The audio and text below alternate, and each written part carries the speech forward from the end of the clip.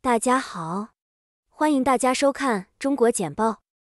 我们为您带来全球媒体关于中国时政、经济和社会的最新内容以及独家分析。我们可信、专业、多角度的中国报道，为世界精英提供判断、决策参考。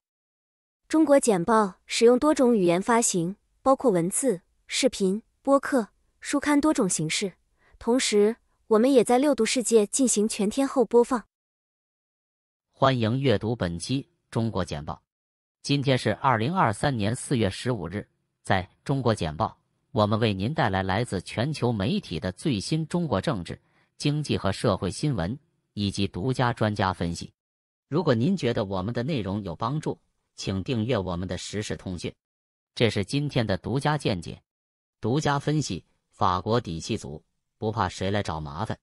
苏联解体后，俄国曾向美国示好，但不被搭理，于是转向欧陆，以抱团取暖。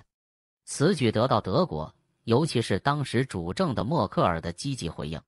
于是乎，以德国为首的欧盟供应资金和技术，俄国交换能源和矿产，欧陆作为整体互通有无，日子过得相当惬意。欧盟这个实体在经济实力上其实已超越了美国，据说因此触发了不断的北约东进，有了普京所谓的威胁到俄罗斯的生死存亡，于是也有了俄乌之战。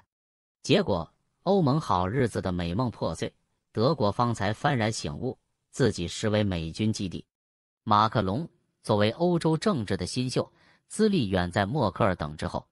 现在老前辈均已退休，马克龙拿过接力棒，当仁不让。而德国因有两战的原罪，举止言行素来扭扭捏捏。看眼下，北溪2号天然气管道挨炸，哑巴吃黄连，连屁都不敢放一声。可法国没这些历史包袱，尽管维希政权投降了希特勒，戴高乐却组织了自由法国，也算跟纳粹打过仗。总之，在欧盟的问题上，法国底气足，不怕谁来找麻烦。马克龙本人不但一贯是欧盟的铁杆，还更上一层楼，建议组建欧盟的军队。猜猜谁对这主意最不待见？俄乌之战爆发，马克龙几乎第一时间就跳出来要调停。这其中自有其微妙的历史渊源。俄国霸占过乌克兰，波兰吞并过乌克兰，而德国也屡次侵略过波兰，所以波兰恨俄国，得两败俱伤。可法国出于地理位置，与这些恩恩怨怨没一毛钱的关系，而且法国也不像英国，从古至今一直跟俄国过不去。因此，马克龙自诩可充当一个公正的调停者。马克龙为何在此时对习近平示好？系列之2，中国简报专稿。本文作者马雅，著有马红传。中国科学家在太空进行打破规则的人工智能实验。南华早报。中国研究人员首次让人工智能系统24小时完全控制近地球观测卫星。人工智能利用武汉大学的测绘和信息科学，在控制启明星1号期间不需要任何人为干预、分配或命令。他选择了特定区域，其中包括印度古城巴特嫩，它也是去年中印军队发生致命冲突的地点。日本的大阪偶尔会接待美国海军舰艇，是另一个被选中的地点。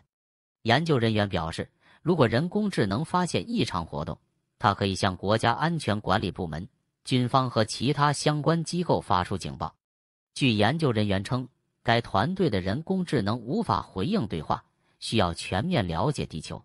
虽然机器可以检测自然和人造物体，但它需要理解这些物体与之互动的社会之间的关系。其他专家表示，中国的13000颗卫星星座计划和 Starlink 的扩展等项目意味着，如果没有人工智能来处理，卫星运营将变得难以管理。中国3月新房价格以21个月来最快速度上涨。路透社。官方数据显示，中国3月份新房价格以21个月以来最快的速度上涨。随着中国继续推动经济复苏，政府的政策支持有助于维持需求。3月份价格环比上涨 0.5%， 高于2月份的 0.3%，连续第3个月上涨。然而，房屋价格同比下跌 0.8%， 连续第11个月下跌。房地产行业是中国经济的重要贡献者。3月份的房主贷款从2月份的2081亿元人民币 301.2 亿美元跃升至 12.4 亿元人民币 1805.2 亿美元。中长期家庭贷款也上升至从863亿元人民币125亿美元上调至6348亿元人民币 923.8 亿美元。中国对台湾的新做法更难应对。分析师，日经亚洲中国问题专家邦尼伦表示，中国正在结合使用军事和外交工具来推进其利益和挑拨离间，使其成为一个更老练、更具挑战性的对手。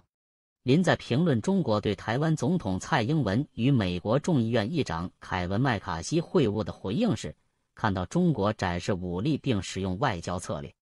从中国回来的澳大利亚公民因外国干涉罪名出庭。路透社，根据最近的逮捕，中国被指控试图在各种事务上干涉澳大利亚的事务。Alexander Sergo 是一名居住在上海的数字和数据营销顾问，自2011年以来一直在中国工作。他上周晚些时候在悉尼海滨郊区邦迪的一处住所被捕。法庭文件称，他对于这种行为是否会支持外国委托人的情报活动是鲁莽的，而且这种行为的一部分是隐蔽的或涉及欺骗。警方声称，2名后来被确认为与外国情报机构合作的人联系了他，以获取有关澳大利亚国家安全安排的信息。这是个人被指控违反澳大利亚外国干涉法的第2起案件，该法将帮助其他国家干涉其国家主权或利益定为刑事犯罪。在第1起案件中，一名中国特工被指控犯有类似罪行。此案是中国和澳大利亚之间因贸易和对北京在该地区影响力的担忧而持续紧张的最新事件。布林肯开始访问越南，希望通过更深层次的关系来对抗中国。路透社，在该地区地缘政治紧张局势加剧的情况下，美国和越南正在寻求加强关系。安东尼·布林肯 （Antony Blinken） 作为国务卿首次访问该国，他将在7国集团国家元首在日本伊势志摩地区举行会议之前会见越南总书记阮富仲和总理范明政。东南亚大多数国家都不愿意与既是军事强国又是投资来源地的中国为敌。对河内来说，平衡行动涉及在不惹恼北京的情况下对美国的合作持开放态度。长期以来，越南一直对中国在南海的强硬态度感到震惊。美国可能会推动加强与越南的关系，但河内可能不会有这种热情。分析人士强调，越南没有必要无谓地对抗中国。预计布林肯还将向越南官员表达对人权的担忧。本周早些时候，河内法院以从事反国家活动为由判处一名政治活动家6年徒刑。巴西领导支持中国对乌克兰的立场。日本时报，中国和巴西已宣布自己是乌克兰冲突的潜在调解人，并表示谈判是结束危机的唯一可行途径。两国领导人习近平和巴西总统路易斯·伊纳西奥·卢拉达西尔瓦在北京会晤后发表了联合声明。在经历了12个多月的战争之后，没有具体说明两国如何将俄罗斯或乌克兰拉回谈判桌。卢拉支持中国在这个问题上的观点，即不要求俄罗斯从该国撤军。中国政府赞赏巴西承认中国的领土完整，其中包括台湾，尽管没有提到俄罗斯军队离开被占领的乌克兰领土。美国和一些欧洲官员批评中国关于应被视为和平协议的12点问题大纲，因为他没有提到要求俄罗斯军队撤军作为任何协议的一部分。巴西和中国的联合声明在中国境外被视为将乌克兰和台湾置于一个中国政策之下的举措，因为中国领导人认为台湾是一个中华民族的一部分。领导人的评论将被视为对中国分裂乌克兰和台湾的说法的外交支持。随着盈利疑虑的蔓延，中国 AI 股票的狂热失去了动力。彭博社，随着投资者等待2022年第一季度的财务业绩，这可能会暴露有限的能力，涉及人工智能 AI 的公司开始失去动力。市场参与者开始质疑人工智能公司的盈利潜力是否足以证明其估值合理。此外，官方媒体指出了人工智能股票泡沫的迹象，这导致了对中国科技行业的进一步反弹。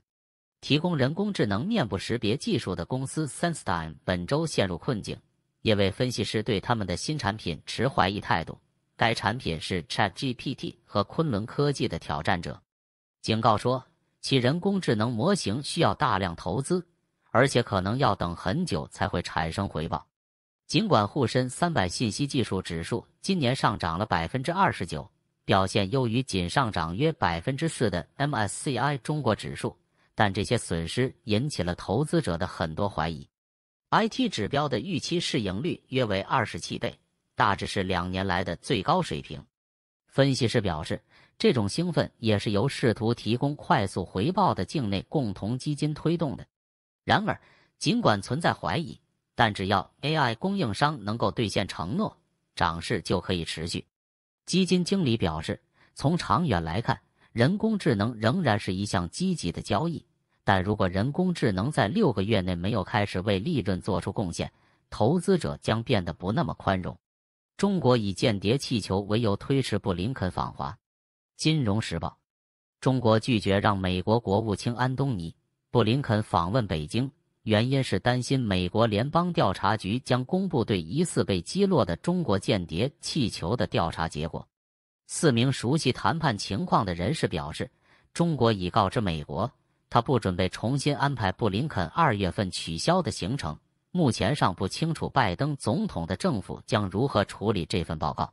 中国官员担心拜登政府可能会公布联邦调查局的报告以及气球的物证，并且其调查结果可能会在布林肯访华期间公布。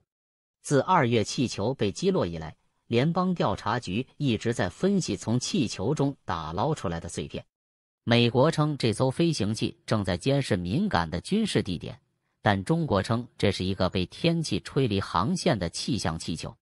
但是，一些官员希望将证据解密公开发布，以表明气球正在进行监视。